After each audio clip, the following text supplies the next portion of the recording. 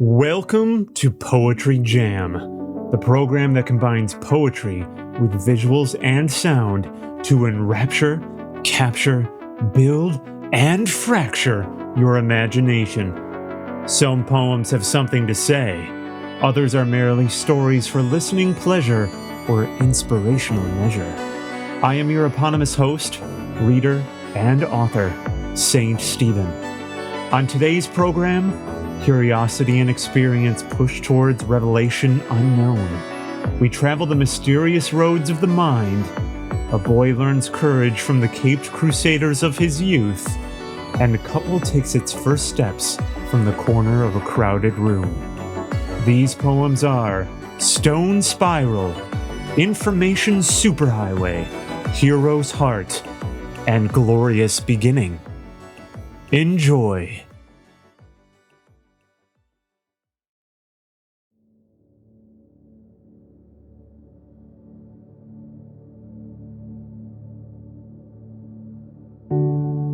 What is at the end of this stone spiral? My eyes perceive its depth as strikingly flat, yet never ending. Moving forward without idling, tracing down with the tips of my fingers, it is both familiarly smooth and naturally rough. My hands knowingly identify the ornate work of something like human touch. The smoothness makes it seem handmade, certainly of no trivial trifle. Love and craft are in this hidden path, moving in persistent pattern and surrounding shape. Each bound motion is as even and precise as the last. Where does the journey down this geometry take me? Will I find unknown beauty, washing my shoulders with the weight of welcome rest, relief, and a sigh? Or a place of which I will want to pull promptly away, retreating in retrospect at what human hands could varnish to lead to such incomprehensible decay? Curiosity and time press me to arcane intrigue, the call of man, untold adventure, infinite passion for the unknown, a strength to many and a curse to some. I don't know where I'm heading, but I know where I've gone and come. And it is so much more. I am not a child, and this is no childish thing. It's not a lust for illustrious treasure or foreign lands, people, or things. I have seen myself dimly in a mirror each morning, but in the abyss I see myself face to face. I have known the simmering surface of who I am for as long as I can remember, but to know myself more is a journey that is an unwritten letter. With one last touch of the smooth stone, which now seems like a leading walkway of my own, I jump into the abyss, watching as each wave of the spinning spiral passes me by, faster and faster and faster still, with wind whooshing and constantly rushing in this gravity of life's well, until everything slows and comes to a stop.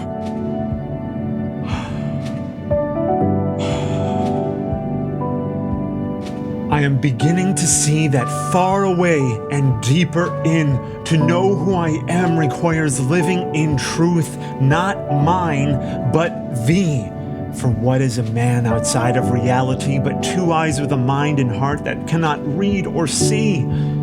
If I gain the world but forfeit my soul, death is the life I will ceremoniously live, not knowing who I am, not seeing what others may be. All is for naught except for the tiniest solace, to sleep while remembering my name, only to wake sweating at not knowing what came to be of me. But if I know that fear cannot kill the soul and must be given away, perhaps righteousness and demonstrable morality are the bed of gentle waves on the shore of modality that can wash my shoulders with the weight of welcome, rest, relief, and a sigh.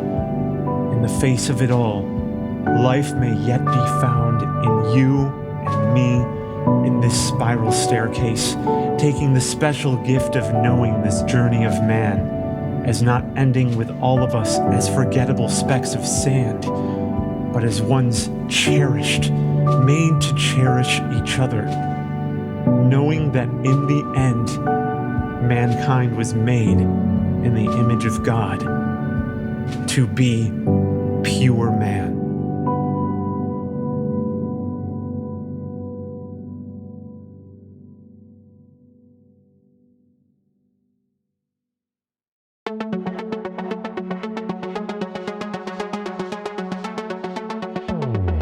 Information superhighway, synapses of the mind, firing neurons like a city immediately elapsing in time, having to slow it down to see how it speeds up.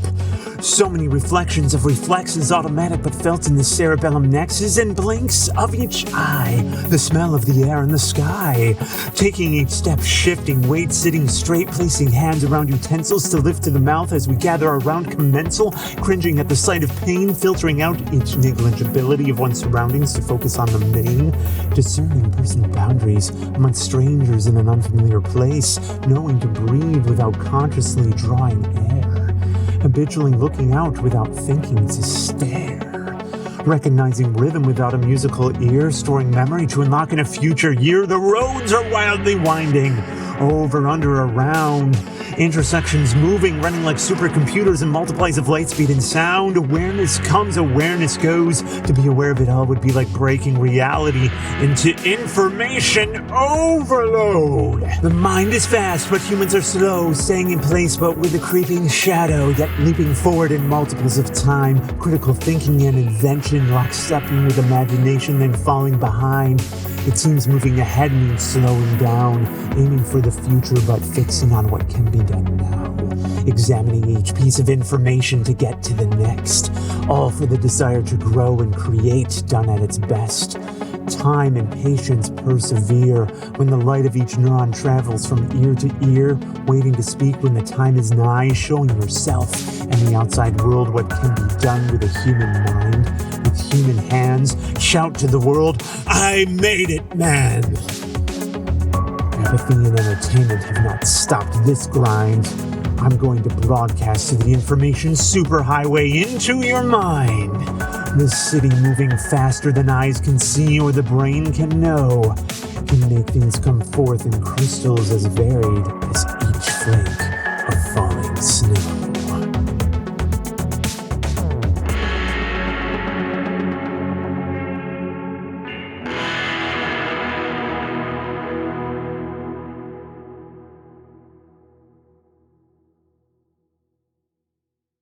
When I was but a young boy, walking through the quiet streets of my hometown, I imagined myself facing a mighty hero's battle all on my own. Extraordinarily small, extraordinarily strong. The traveling word of my incredible victories brought me to places where trouble stormily stewed. Trouble in the clouds is no big problem for me. I could already see the flight in my heart, pumping my body with the will to fly and glorious hope, signaling to people as they sat glued to their chairs that not all traces of confidence need disappear, for the heart of a champion stood in fate's way, with the strength of a planet in my steadfast arms and a steady thump in my chest. Facing the worst meant facing the best, and nothing could stop the turn of the tremendous tide. Even against Mother Nature, supernatural me could quell its fuming fury. Saving a life, part of the job when there's no time to hurry. I had the stuff in my gut to pierce through the sun in the sky, stare at looming danger straight in its narrowing eye. But what's more, I knew in my heart that even if grappling with gravity might pull my feet towards the molten center of this earth, courage, I could see, was needed in every corner around me. Shadows hide where light cannot reach, deep danger lies, and I could sense it with its daring guise, inviting each person, big and small, to set aside their heart, to slowly give in, to lose hope where they could stand. And I knew I was not that kind of little man. So I ran and I flew in my life, reaching higher when I could reach no higher still, cracking the code of what's possible in one person when they don't sit still. The cape is at my back.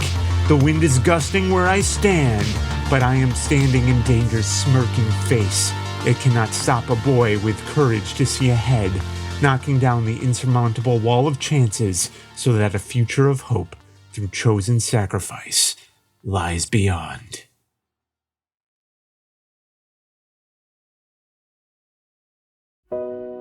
Hello, my love. Do you remember the glorious beginning? It was like watching a time-lapse of a warm day as summer turned into fall. The color of your cheeks moved from superbly fair to pinkish red. We laughed so hard we quickly began to understand. Being banded together was more than what we had in the quiet moments of our short lives. We met inside a little corner in a little shop. Our eyes met with simple content. Gentle chatter surrounded us that seemed softer with each moment. Yet that instant held more than enough room for both of us. The smallness of that space grew in that time, though it was the only one free. Looking at me with a smile and a sigh that came across your face, you said, "Did you know company is hard to find? Even in a place as small as this, people avoid each other. I do it too. It's no wonder that among so many, we can feel like we're one of a few." I said you may be trying to sound mysterious, but that I was not afraid of you. If you can see a glimpse of people's motivations in your heart, and see where you are strong, where you fall short, you are not as singularly alone in the spinning world as it may seem.